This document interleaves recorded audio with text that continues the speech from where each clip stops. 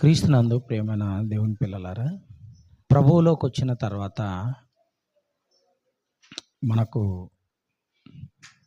సనుగులు, సంశయాలు, అనుమానాలు లేదా అడ్డంకిగా ఏదైనా కనబడింది అనంటే వాక్యాన్ని బట్టి మనం సరి చేసుకోవడానికి ప్రయత్నం చేయాలి. ఎందుకంటే మన ఆత్మీయ జీవితానికి ఏదైతే అంతరాయంగా కనబడుతుందో అలా అంతరాయంగా కనబడే వాటన్నింటిని కూడా మనకు అడ్డు రాకుండా దాన్ని పక్కకు నెట్టేసి మన ప్రయాణం లేదా దేవుని సేవ, పరిచర్య లేదా ఆత్మీయ జీవితం కొనసాగించుకుంటూ వెళ్ళవలసినటువంటి బాధ్యత మనదే. ఎవరో ఏదో అన్నారని, ఎవరో ఏదో చేశారని మనకు నిజం తెలుసుకోకుండా, సత్యం తెలుసుకోకుండా అన్నదాన్ని మనం నమ్మి అన్నదాని ప్రకారంగా ఒకవేళ మనం ఉండగలిగితే మనం పడిపోయే అవకాశం ఉంది. పడిపోకుండా ఎంతవరకైతే మనం జాగ్రత్త పడతామో ప్రభువులో నిలబడటానికి ఖచ్చితంగా అవకాశం ఉంటుంది. ఎందుకంటే ఎన్నోసార్లు పడిపోతుంటాం మనం. తిరిగి ప్రభువు వలన లేస్తాం. ప్రభువు లేపుతాడు.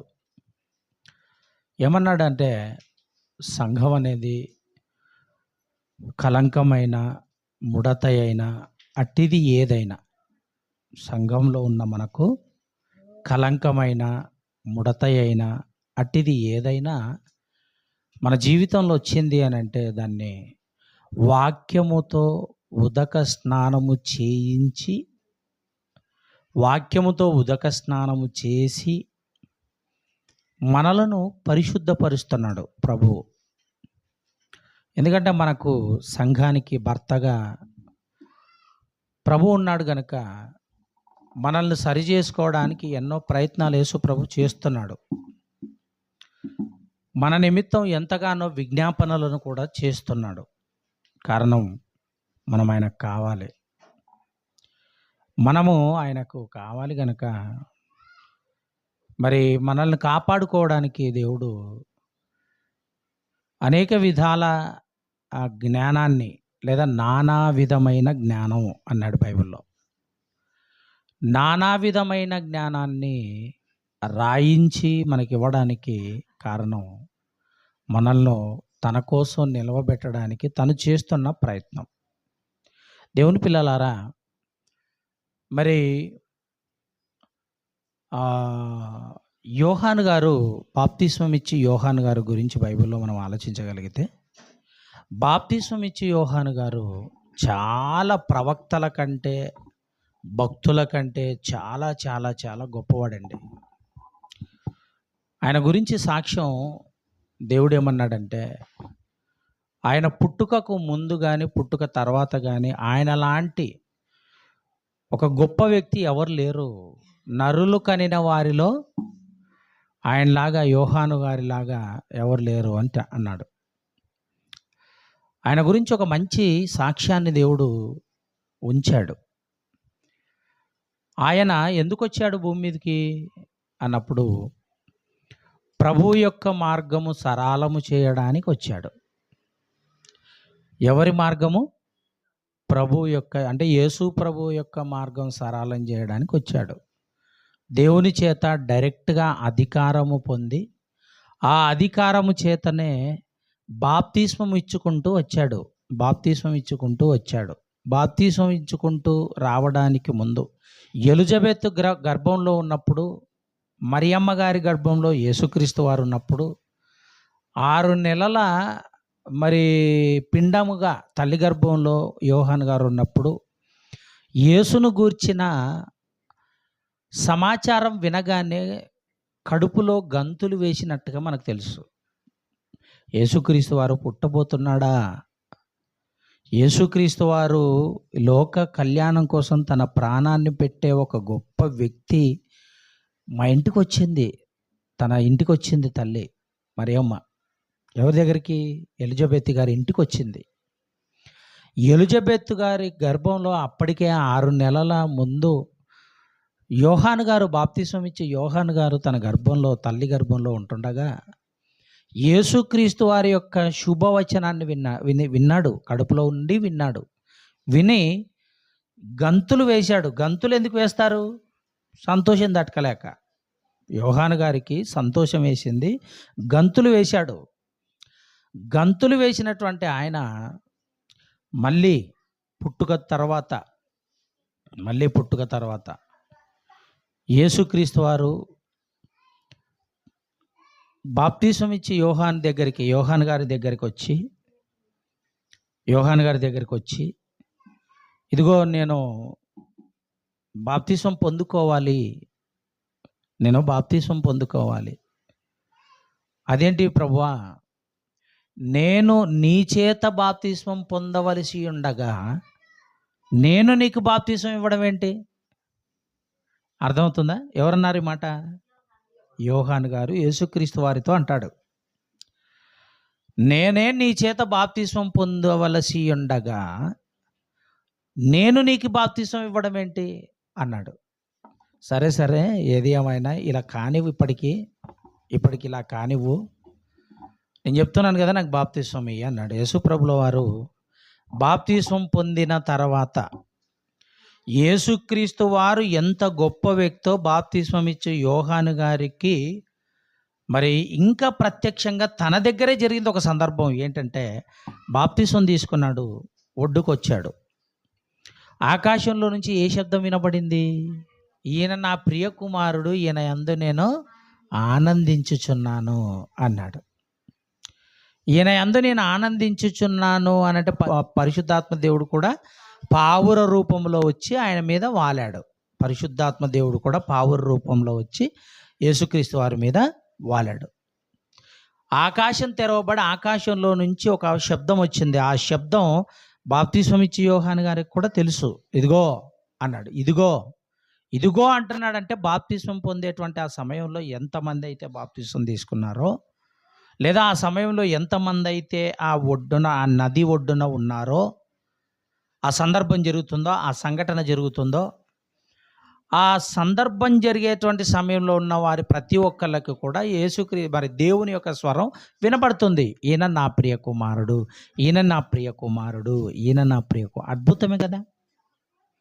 అద్భుతమే కదా. ఎవరూ లేని ఇంట్లో మనల్ని ఒక రకమైన వాయిస్తో పిలిచారనుకోండి, మనకు ఎలా ఉంటుంది? భయం వేస్తుంది. ఎవరు పిలుస్తున్నారు, ఎవరు లేరు కదా, చాలా భయం వేస్తుంది. మరి ఆకాశంలో నుంచి ఒక శబ్దం, మహాశబ్దం వినబడుతుంది దేవుని చేత, దేవుని యొక్క స్వరం. ఈయన నా ప్రియ కుమారుడు, ఈయన యందు నేను ఆనందించుచున్నాను. అసలు యేసుక్రీస్తు వారి యొక్క సమాచారం యోహాను గారికి ఎంత తెలుసో అది తెలియాలి మనకు ముందు. అది తెలిసిన తర్వాత అసలు ఈ సబ్జెక్ట్ ఏందనేది మీకు అర్థమవుతుంది. ఏమండి? యోహాను సువార్త 1వ అధ్యాయం 19వ వచనాన్ని చదువుకుందాం ప్రియులారా. నీవెవడు అని అడుగుటకు యూదులు యెరూషలేములో నుండి యాజకులను, లేవీయులను యోహాను దగ్గరికి పంపినప్పుడు అతడిచ్చిన సాక్ష్యం ఇది. అతను ఎరుగననక ఒప్పుకొనేను, క్రీస్తును కానని ఒప్పుకున్నాడు. అసలు మరి అక్కడ యాజకులు వెళ్ళారట, మరి ఇంకా యూదులు వెళ్ళారట. నువ్వెవరు అని అడిగినప్పుడు లేవీయులు వెళ్ళారట. నువ్వెవరు అని అడిగినప్పుడు అతడు నేను ఎరుగననక ఒప్పుకున్నాడు. ఏమని ఒప్పుకున్నాడు అని అంటే, నేను క్రీస్తును కాదు అంటే. అప్పటికి ప్రజల్లో యోహాను గారి గురించి, బాప్తిస్మం ఇచ్చి యోహాను గారి గురించి ఒక అభిప్రాయాలు ఒక్కొక్కరిది ఒక అభిప్రాయం ఉంది. ఏంటంటే అసలు ఇతను ఇర్మియానా? లేకపోతే ఏలియానా? లేకపోతే రాబోవు యేసుక్రీస్తు వారా? ఎవరసలు ఇతను? ఇంత గొప్ప శక్తి ఉంది ఇతని దగ్గర. ఇంత కఠోరంగా మాట్లాడుతున్నాడేంటి? ఇంత యథార్థంగా మాట్లాడుతున్నాడేంటి? ఎవరైనా తప్పు చేశారు అంటే ఇదిగో నువ్వు తప్పు చేశావని ముఖం మీద మాట్లాడుతున్నాడేంటి అని ఆయన యథార్థతకు విస్మయం పొందిపోయారు ఆ రోజు ఉన్నటువంటి యూదులు కానివ్వండి, లేవీయులు కానివ్వండి, ఆ యాజకులు కానివ్వండి. అందుకే ఆయన దగ్గరికి వెళ్ళి ఇదిగో నువ్వెవడివి నువ్వెవడివి ఎక్కడి నుంచి వచ్చావు, ఎవరు పంపగా వచ్చావు అని వారికి అనుమానం వచ్చి మాట్లాడుతుంటే ఆయన ఏమంటున్నాడు, దాన్ని నేను క్రీస్తును కాదు, రాబోవువాడు చాలా గొప్పవాడు, ఆయన చెప్పుల వార్లు విప్పుటకు కూడా నేను అర్హుడను కాదు అన్నాడండి. మరి యేసుక్రీస్తు వారి యొక్క మార్గాన్ని సరళం చేయడానికి వచ్చిన వాడు ఏంటి? సరళం అంటే ఆయన గురించి ముందుగా తెలపడానికి వచ్చినటువంటి వ్యక్తి ఆయన. అంతటి గొప్ప వ్యక్తి నేను క్రీస్తును కాదు, నేను మీకు నీళ్ళలో బాప్తిస్మం ఇస్తాను, కానీ నా వెనకాల వచ్చేటువంటి ఆయన మీకు నీ పరిశుద్ధాత్మలోను అగ్నితోను మీకు బాప్తిస్మం ఇస్తాడు అన్నాడు. అగ్నితో ఇస్తాడట బాప్తిస్మం. నీళ్ళలో బాప్తిస్మం ఇచ్చి యోహాను బాప్తిస్మం ఇస్తుంటే యేసుక్రీస్తు పరిశుద్ధాత్మనితోనూ, అంటే అంత పవర్ఫుల్ యేసుక్రీస్తు వారంటే చిన్నోడు కాదు కదా. ఆయన మన ప్రభువు అని చెప్తున్నాం, మన దేవుడు అంటున్నాము, మన పెద్ద అంటున్నాం, మన కుటుంబాన్ని పోషించేటువంటి ఒక తండ్రి అంటున్నాం, నిత్యుడగు దేవుడు అంటున్నాం, సమాధానకర్త అంటున్నాం. ఆయన గురించి గొప్పగా దేవుడు రాయించాడు కదా. అలాంటి ఆయన గురించి యోహాను గారికి తెలుసు కనుకనే నేను క్రీస్తును కాదు, నేను క్రీస్తును కాదు అంటున్నాడు. ప్రేమని దేవుని పిల్లల 27వ వచనం నుంచి, యోహాను నేను నీళ్ళలో బాప్తిస్మం ఇచ్చుచున్నాను కానీ నా వెనుక వచ్చుచున్నవాడు మీ మధ్య ఉన్నాడు, మీరు ఆయనను ఎరుగరు. అంటే వచ్చాడా? యేసుక్రీస్తు వచ్చారా? అప్పటికి వచ్చాడు. నా వెనక వచ్చుచున్నవాడు మీ మధ్యనే ఉన్నాడు, ఆయనను మీరు ఎరుగరు. ఇంకా ఆయన చెప్పుల వారును విప్పుటకైనను నేను యోగ్యుడను కాను అంటున్నాడు. చూడండి ప్రియులారా. ఇంకా వారితో చెప్పాను, యోహాను బాప్తిస్మం ఇచ్చుచున్న యోర్దాను నదికి ఆ అవతల ఉన్న బేతనియలో ఈ సంగతులు జరిగాయి. మర్నాడు యోహాను 34వ వచనం చదువు, డైరెక్ట్ 34 చదవండి. ఈయనే దేవుని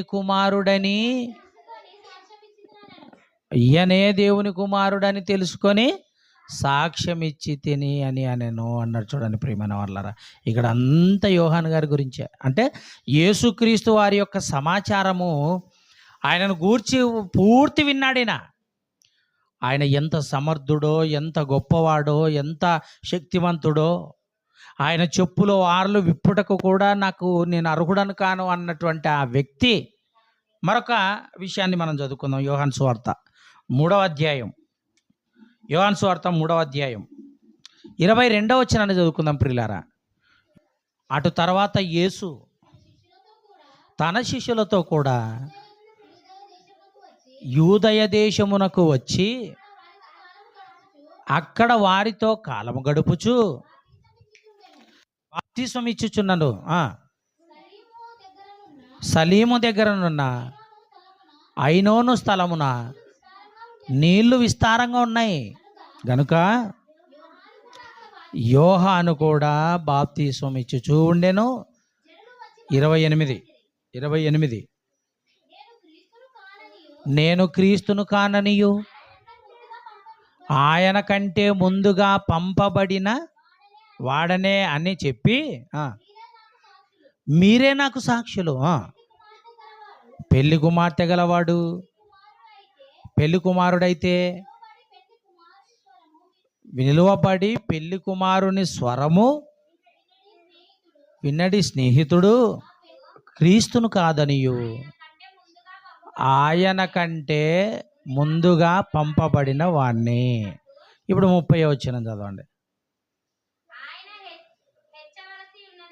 ఆయన హెచ్చవలసి ఉన్నది, నేను తగ్గవలసి. ఇక్కడ బాగా ఆలోచించండి.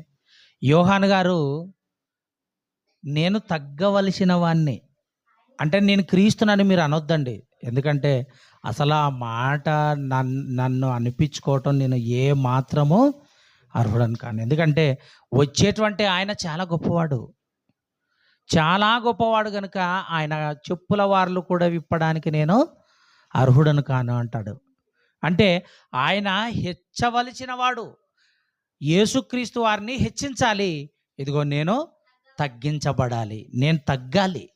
యేసుక్రీస్తు మహిమ చాలా వరకు చూడండి ప్రియమైన వాళ్ళారా, చేసిన గొప్ప సంగతుల గురించి వాళ్ళే గొప్పలు చెప్పుకుంటుంటారు, కానీ ప్రతిదానికి యేసుక్రీస్తు వారు ఆధారం అన్న సంగతి చెప్పటం లేదండి.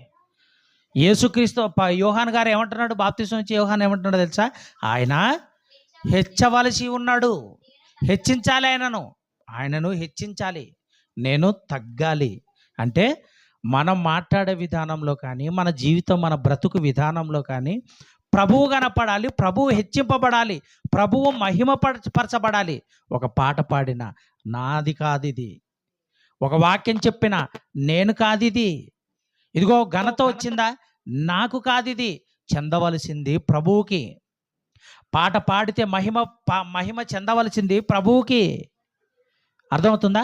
ఆయన హెచ్చింపబడాలి, ఆయన్నే మహిమ పొందాలి, ఆయన్నే మహిమ పొందబడాలి అన్నట్టుగా మనము మన గొప్పల సంగతి కాదు. చూడండి ప్రియులారా, మీకు అర్థమవుతుందా? మన గొప్పల గురించి కాదు ఇక్కడ, ప్రభువును గొప్ప చేయాలి, ప్రభు ఇచ్చిన వాక్యాన్ని గొప్పవి చేయాలి, ప్రభు చెప్పిన సంగతులను గొప్పగా చేయాలి. మన కార్యాలు, మనము చేసే ప్రతిదీ కూడా చాలా చిన్నవి ప్రియమైన దేవుని పిల్లలారా. అని యేసుక్రీస్తు వారు ఇదిగో ఆయన గురించి, ఆయన చేసిన కార్యాల గురించి ఆయనను హెచ్చించాలి, మనం ఆయనను గొప్ప చేయాలి. యోహాను గారు అదే మాట్లాడుతున్నాడు. అంటే యేసుక్రీస్తు వారి గురించి ఇంత గొప్పగా తెలిసిన మరి యోహాను గారు, బాగా అర్థం చేసుకోవాలి ఇక్కడ, యేసుక్రీస్తు వారి గురించి పూర్తి అవగాహన ఉంది ఈయనకి. అంత గొప్పగా తెలిసిన ఈయన ఒక్కసారి ఏం చేశాడో తెలుసా? ఏమండి, అభ్యంతరపడ్డాడు, అనుమానం వచ్చింది. మేము ఎదురు చూస్తున్నటువంటి ఆయన నువ్వేనా? ఇంకా వేరొకరి కోసం మేము ఎదురు చూడాలా అని అనుమానం వచ్చింది ప్రియమైన దేవుని పిల్లలారా. అలా అనుమానం రావడానికి కారణం కూడా ఉంది. ఏంటి అసలు ఆ కారణం ఏంటంటే, లూకాసు వార్త 7వ అధ్యాయం, 17వ వచనం. లూకాసు వార్త 7వ అధ్యాయము 17వ వచనం. ఆయనను గూర్చిన ఈ సమాచారము యూదాయందంతటను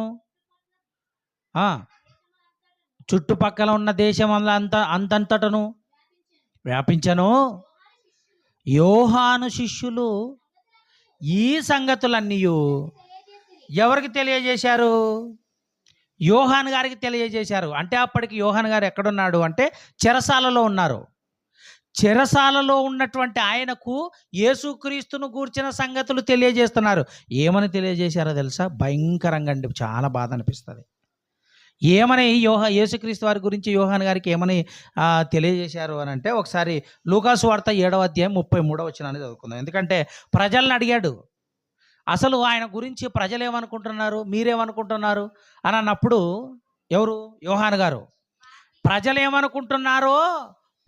ఏమనుకుంటున్నారో ఆ విషయాలేంటో నాకు తెలియజేయండి అని మరి యోహాను గారు చెప్పారు. అలా చెప్పినప్పుడు మరి ఆ శిష్యులు ఏమని చెప్తున్నారో యోహాను గారికి అక్కడ చెప్తున్నారు. చూడండి ఏమని చెప్తున్నారు.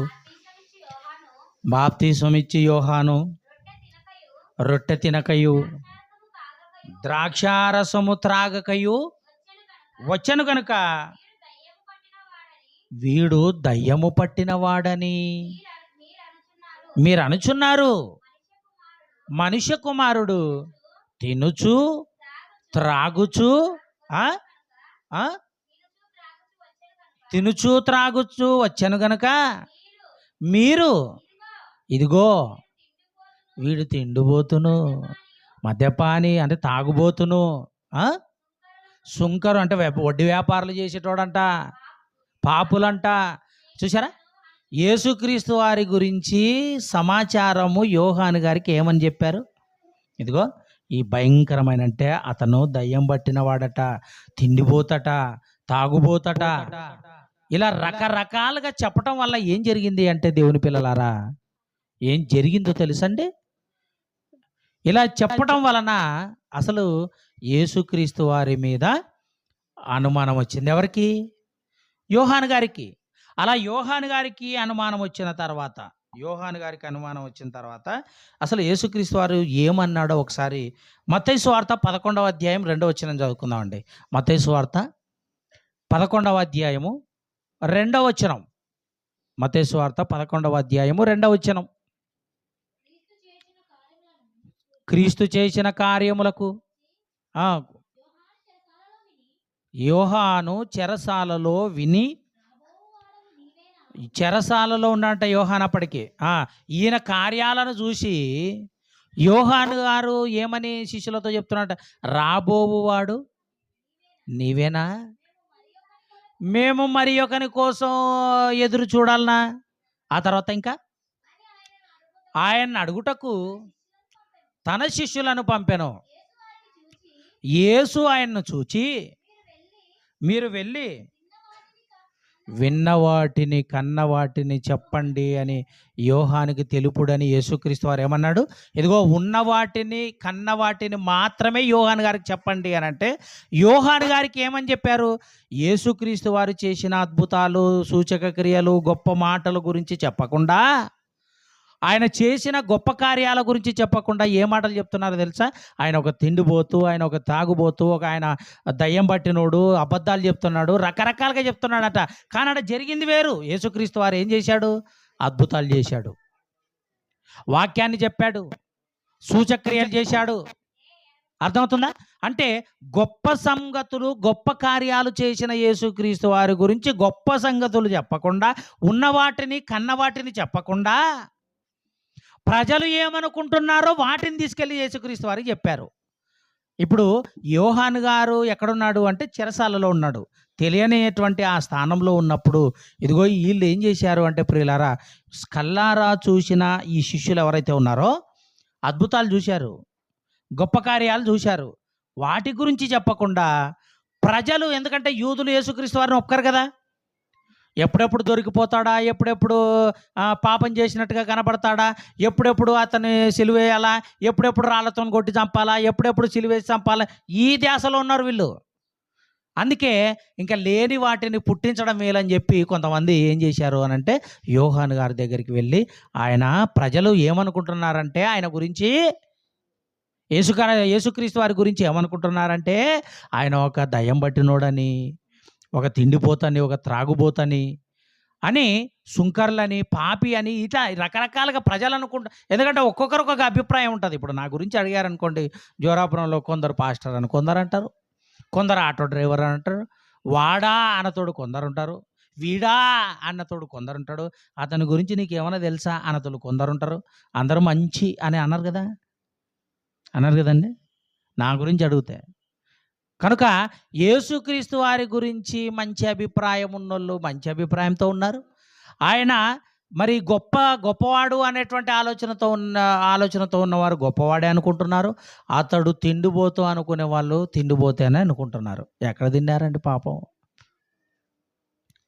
ఆయన ఆకలి కొని భోజనం తిన్నట్టుగా కూడా మనకు ఎక్కువ కనబడదు బైబిల్లో.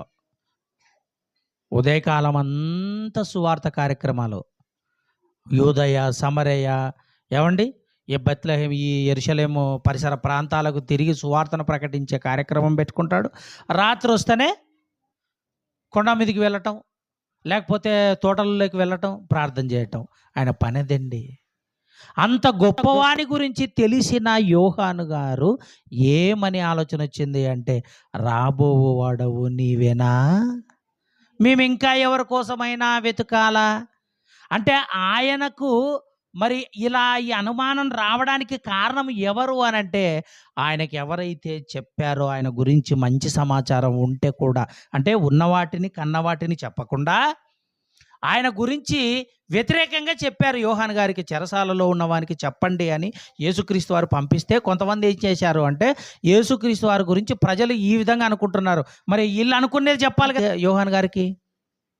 వీళ్ళు ఏమని అనుకున్నారు, ఇదిగో యేసుక్రీస్తు వారు గొప్ప సంగతులను చేస్తున్నాడు, సూచక్రియలు చేస్తున్నాడు, వాక్యాన్ని ప్రకటిస్తున్నాడు, స్వస్థతలు చేస్తున్నాడు, అద్భుతాలు చేస్తున్నాడు, ఇదిగో సమాజానికి మంచిని పంచుతున్నాడు, మంచిని చెబుతున్నాడు అన్న సంగతి మరి యోహాను గారికి చెప్పాలి కదా. అలా చెప్పకుండా అనగా ఉన్నవాటిని కన్నవాటిని మాత్రమే చెప్పండి అని యేసుక్రీస్తు వారు చెప్పారు. ఎవరికి? యోహాను గారికి, చెరసాలలో ఉన్న యోహాను గారికి. కానీ అలా చెప్పకుండా ఆయన గురించి చెడ్డ సమాచారం చెప్పారు. అలా సమాచారం చెప్పడం వలన యోహాను గారికి అనుమానం వచ్చింది. అలా అనుమానం వచ్చినందుకు ఆయనకు పడిన పరిస్థితి ఏంటో తెలుసా, ఎంత పడిపోయాడో తెలుసా. ఎందుకంటే ఇంకా ఆ మాటలో చదివితేనండి మంచి మాట ఉంటుంది.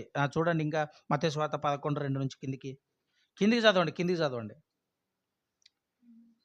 3వ వచనం నుంచి చదవండి. ఆయనను అడుగుటకు తన శిష్యులను నంపెను. యేసు వారిని చూచి, మీరు వెళ్ళి విన్నవాటిని కన్నవాటిని యోహానికి తెలుపుడి.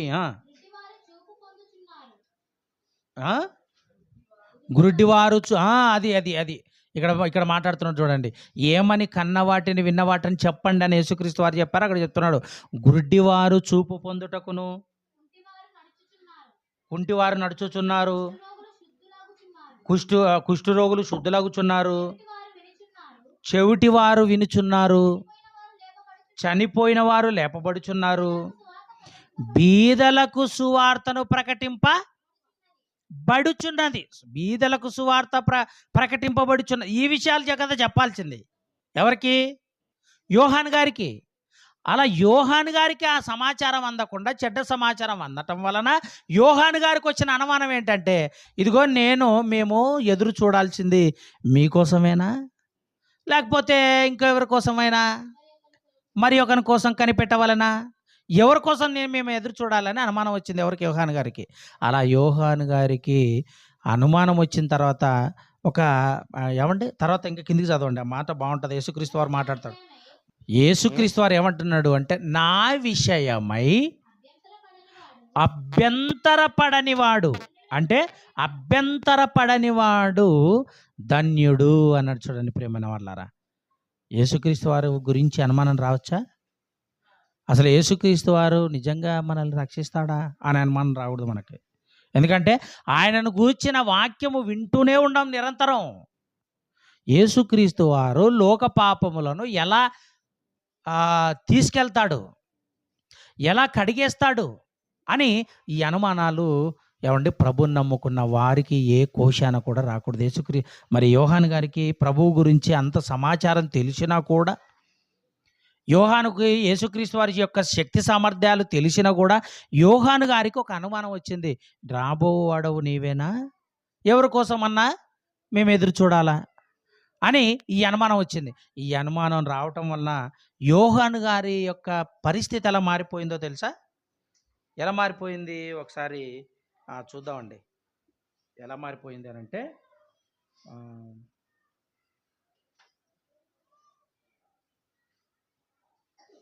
ఒకసారి లూకాసు వార్త 7వ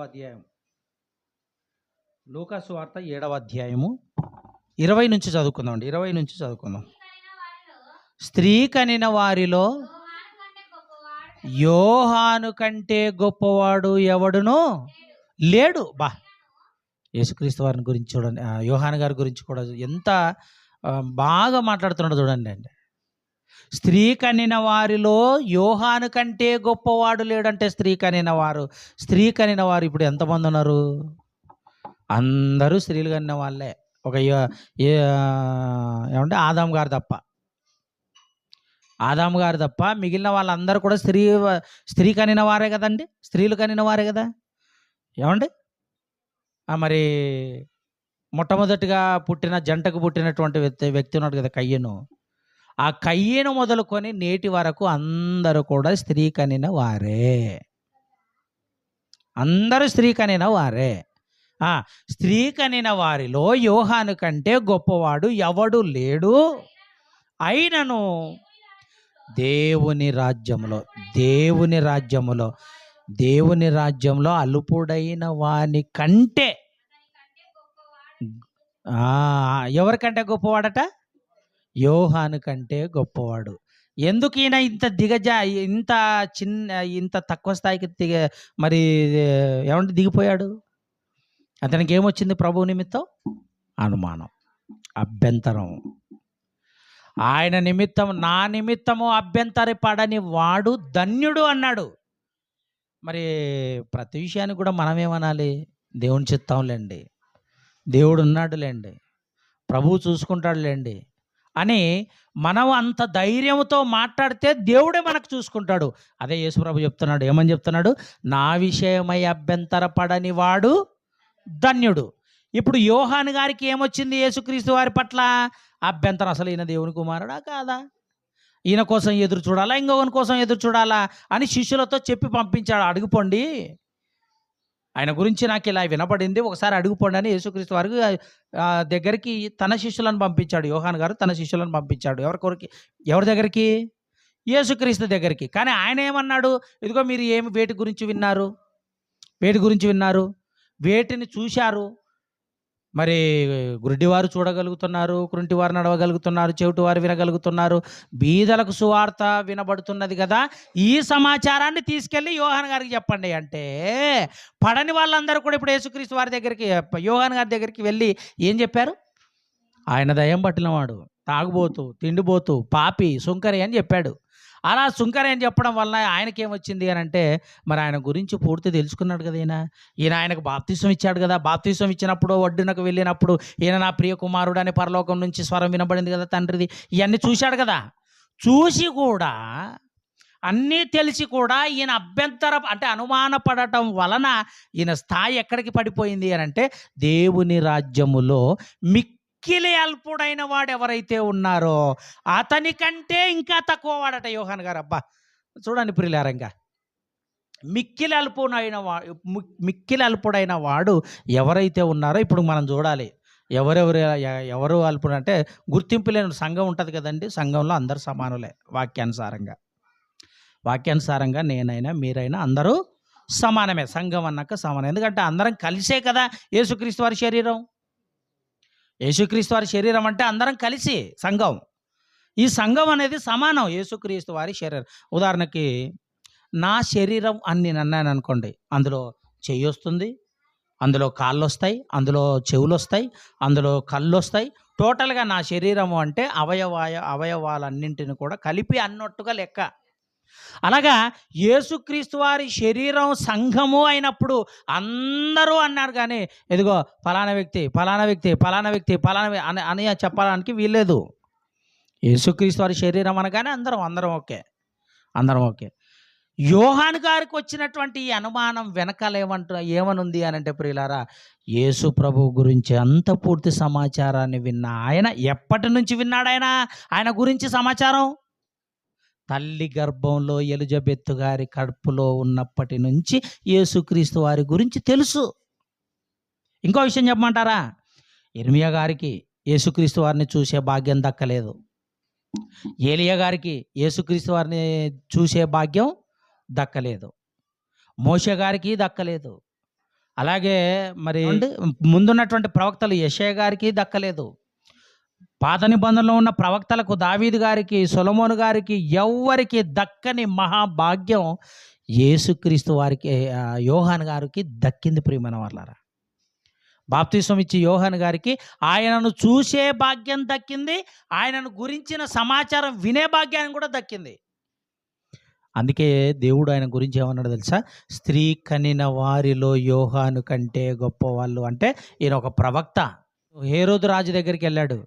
ఇదిగో నువ్వు తప్పు చేస్తున్నావు, నీ సహోదరుని భార్యను నువ్వు తప్పుడుగా ప్రవర్తిస్తున్నావు గనుక ఇదిగో నువ్వు తప్పు చేస్తున్నావని ఆయన అన్నప్పుడు ప్రియమైన వాళ్ళారా, హేరోదియా మరి కక్ష కట్టింది. ఏదో చిన్న తప్పుడు వలన, ఏదో ఒక చిన్న విషయం వలన ఆయనను తీసుకెళ్ళి చెరసాలలో వేశారు. అలా చెరసాలలో వేసాం. ప్రభువు గూర్చి అనుమానపడ్డాడు. ఆయనను గురించి అనుమానం అవసరం లేదు ప్రియమైన వాళ్ళారా, ఆలోచించండి. కనుక యేసు ప్రభువుని నమ్మిన తర్వాత ప్రభువే నాకు దిక్కు, దేవుడే నాకు దిక్కు అని ఎవరైతే ఆలోచిస్తారో వారు ఒక గొప్ప స్థానంలో ఉంటారు. యోహాను గారు పడిపోయారా, నిలబడ్డాడా? అంటే దేవుని రాజ్యంలో మిక్కిలి అల్పుడైనట్టే ఏమీ తెలియని వ్యక్తి ఎవరన్నా ఉంటారు సంఘంలో, దేవుని రాజ్యంలో అనగా పరలోకం అనుకుందాం. పరలోకంలో ఉన్నటువంటి వారిలో మిక్కిలి అల్పుడు ఎవరైతే ఉన్నారో అతనికంటే తక్కువ వాడట యోహాను గారు. మరి యేసు ప్రభు ఆయన గురించి ఎంత గొప్పగా మాట్లాడాడు. స్త్రీ కనిన వారిలో యోహాను కంటే గొప్పవాడు ఎవరు లేరు అన్నటువంటి ఆయనే దేవుని రాజ్యంలో మిక్కిలి అల్పుడైన వారు ఎవరైతే ఉన్నారో వానికంటే ఇంకా తక్కువ వాడు యోహాను గారు అంటాడు. అంటే హెచ్చించింది అంత గొప్పగా హెచ్చించాడు. అనుమాన పడినందుకు అంత తక్కువ స్థాయికి యోహాను గారు పడిపోయాడు. ఆయన అనుమానానికి కారణం కూడా చెప్పాను కదా. ఆయన అనుమానానికి కారణం ఏంటి? దేవుని గురించి, ప్రభువు గురించి ఉన్నవాటిని కన్నవాటిని ఉన్నది ఉన్నట్టుగా చెప్పండి అని యేసుప్రభు పంపిస్తే వెళ్ళిన వాళ్ళు ఏం చేశారు అని అంటే యేసుక్రీస్తు వారి గురించి చెడ్డగా చెప్పారు. అలా చెప్పడం వల్ల అతనికి అనుమానం వచ్చింది. టోటల్ అంటే ఇట చెప్పినా కూడా అతను ఎలా ఉండాలి? ఎందుకంటే ఎదురుగా చూశాడు కదా. లేదు మీరు ఇలా చెప్తున్నారు, ఇది తప్పు, ప్రభువు చాలా గొప్పవాడు, నేనే బాప్తిసం ఇచ్చాను. ఆయన ఒడ్డునకు వెళ్ళినప్పుడు ఆకాశం నుంచి ఒక స్వరం వినబడింది, ఇదిగో ఆయన మీద ఒక పావురం వచ్చి ఆగింది. ఈ సందర్భం అంతా యోహాను గారికి తెలుసు కదా. మనం కూడా గొప్ప కార్యాలు చూస్తాం కదా. మనం కూడా గొప్ప కార్యాలు చూసినా మనకు అనుమానమే. దేవునికి ముందు ఇచ్చి దేవుణ్ణి అడగాలి. ఫస్ట్ మనం ఏమంటాం తెలుసా? ఇంకా దేవుడు నాకు ఇవ్వలేదు, లేకుంటే నేను కూడా 10,000 ఇచ్చేవాడిని అంటాం. మనకి ఇవ్వాలనా దేవుడు? నీ జీవితం దేవుడిచ్చిందే కదా. ఏమండి, మన ఆయుష్ దేవుడిచ్చిందే కదా, ఆరోగ్యం దేవుడిచ్చిందే కదా, మన కుటుంబాన్ని దేవుడిచ్చిందే కదా, మన ఆనందాన్ని దేవుడు ఇచ్చిందే కదా, శ్రమ వచ్చినా దాన్ని ఎదుర్కోగల శక్తినిచ్చింది దేవుడే కదా. అన్నీ ఇచ్చిన దేవుడు ఇంకేమి ఇవ్వాలి నీకు? ఇంకేమి ఇవ్వాలి? డబ్బులు ఇవ్వాలా? అట్టయితేనే ఇస్తావా? ఇంకా ఇవ్వాలి లేకుంటే? ప్రేమన దేవుని పిల్లలారా, మీరు ఆలోచించంటే అనుమానం అనమాట. అంటే ఈ డబ్బులు నా దగ్గరే ఉంటే దేనికైనా ఉపయోగపడతాయి. దేవునికి ఇస్తే ఏమొస్తుంది? ఏం రాదా? ఇది అనుమానం అనమాట. ప్రేమన దేవుని పిల్లలారా, ఆలోచించండి. మనలో ఏమంటే యోహాను గారి గురించే అంత గొప్పగా చెప్పిన యేసు ప్రభు, యోహాను గారు అంత గొప్ప వ్యక్తి అని రాయించిన దేవుడు అలాంటి వ్యక్తి గురించే చిన్నగా చేసి మాట్లాడుతుంటే మనం ఎంతండి? ఉదయం ఒక చోట చూశాను, గృహప్రవేశం జరిగింది, ప్రార్థన జరిగింది, మంచి వాక్యం విన్నాము, డబ్బులు వేలకు లక్షలకు ఖర్చు పెట్టారు ఇంటికి, గృహప్రవేశం ఓకే, బాగుంది. రాత్రి అయ్యేసరికి ఏం చేస్తున్నారో తెలుసా? క్రైస్తవులు, సంఘ పెద్దలు రాత్రి అయ్యేసరికి డీజే సౌండ్ పెట్టుకొని డ్యాన్సులు, పిల్లలు, తల్లులు అందరూ, ముసలోళ్ళు, ముత్తకొళ్ళు అందరూ డ్యాన్స్ చేస్తున్నారు. ప్రేమన దేవుని పిల్లలు, వాళ్ళని ఏమనాలండి? అనుమానం కాదు ఇది? యేసుప్రభుని అవమానించినట్టు కాదా? చెప్పండి. యేసుప్రభువుకి అవమానమే కదండి. మిమ్ములను బట్టే నా నామము దూషింపబడుతుంది. ఉదయం ఏమో ప్రార్థన, రాత్రి ఏమో డ్యాన్సులు. అర్థమవుతుందా? ఉదయమేమో పెళ్ళిళ్ళ తలవాలు, ఉదయమో పెళ్ళిళ్ళ వాక్యము, ఉదయమేమో పెళ్ళిళ్ళ ఏమంటే మంచి పాటలు, రాత్రి ఏమో డీజే డ్యాన్సులు. ఇప్పుడు యేసుప్రభు ఎంత బాధపడుతుంటాడు, ఎంత ఏమండి మనసు గాయపడుతుంటాడు చెప్పండి. మిమ్ములను బట్టే అన్యజనుల మధ్య నా నామము దూషింపబడుతుంది. మిమ్ములను బట్టి నా వెలుగు ఇంకా ప్రకాశింపబడాలని నేను కోరుకుంటే, మీ క్రియలను బట్టి నేను మహిమపరచబడాలని నేను అనుకుంటే మీరేం చేస్తున్నారు అసలు?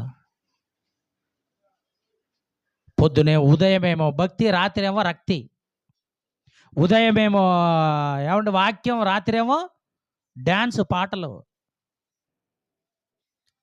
ఆలోచించని ప్రియమైన దేవుని పిల్లలారా, అజ్ఞానుల నోటు నుంచి వచ్చేటువంటి వ్యర్థమైన పాటల కంటే జ్ఞాని నోటి నుండి వచ్చిన మంచి మాటలు చాలా గొప్పవి అని చెప్పాడండి బైబిల్లో. అజ్ఞానుల నోటు నుంచి వచ్చే పాటల కంటే, అజ్ఞానుల నోటు నుంచి వచ్చే పాటల కంటే జ్ఞాని నోటు నుంచి వచ్చేటువంటి మాటలు చాలా గొప్పవి అన్నాడు. అంటే యేసుక్రీస్తు వారిని అవమానిస్తున్నారు. ఇలా అవమానించకూడదు అని. ఇదిగో యోహాను గారి స్థితి ఏమైపోయింది?